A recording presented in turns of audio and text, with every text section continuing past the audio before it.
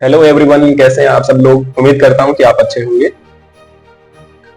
Recently मेरा mobile charger का adapter खराब हो गया था।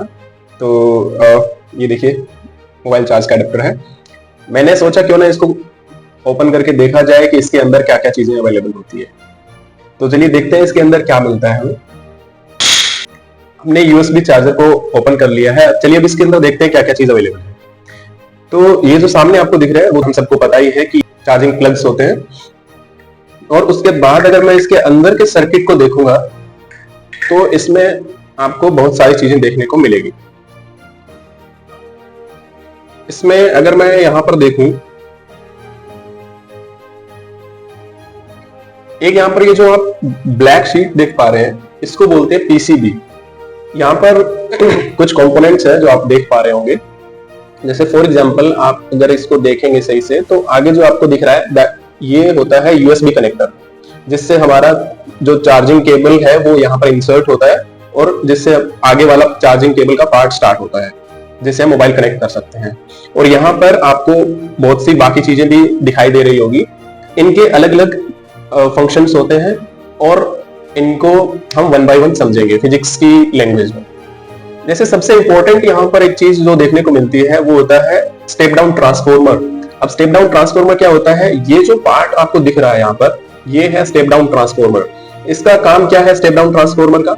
स्टेप डाउन ट्रांसफॉर्मर एक हाई वोल्टेज की जो करंट इसमें आ रही है उसको लो वोल्टेज की करंट में कन्वर्ट कर देना। यानी कि हमारे घर में जो हाई वोल्टेज की पावर सप्लाई आती है, जैसे 230 वोल्ट्स की पावर सप्लाई आती है, उसको आपने चार्जर पे लिखा हुआ देखा होगा कि 5 वोल्ट में कन्वर्ट कर देता है। इस पे चार्जर पे शायद लिखा भी होगा। यहाँ पर कुछ इंफॉर्मेशंस लिखी रहती है, वहां पर लिखा होता है कि 5 वोल्ट में कन्वर्ट करता है और जो करंट का वैल्यू है उसको भी डिक्रीज कर देता है। फॉर एग्जांपल किसी में 3 एम्पियर है, किसी में 5 एम्पियर है।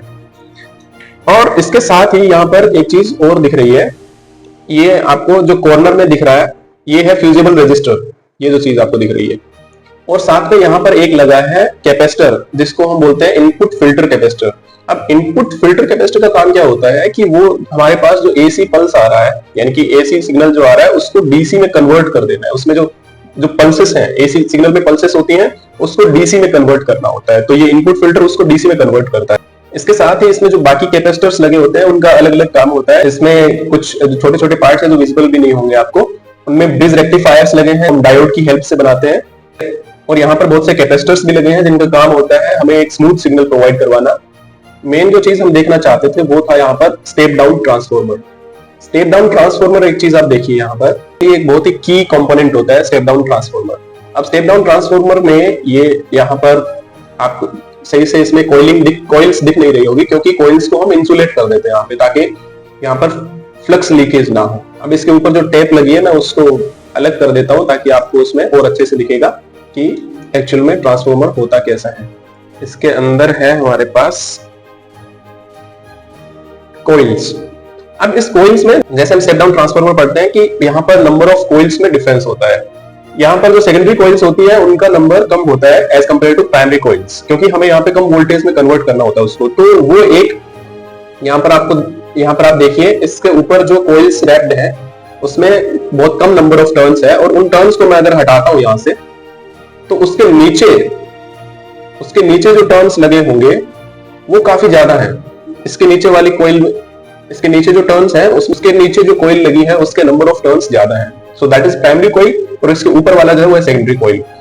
तो वो हमारी जो इनपुट वोल्टेज है, जो हाई वोल्टेज है, उसको लो वोल्टेज में कन्वर्ट करता है, ताकि हमारे मोबाइल चार्जर को ज्यादा हाई वोल्टेज के पावर की जरूरत नहीं होती है। उसको 5 वोल्ट तक की काफी है चार्ज करने के लिए। आई होप आपको कुछ चीजें समझ आई होगी इस चार्जर की अनबॉक्सिंग के through. Thank you so much for watching.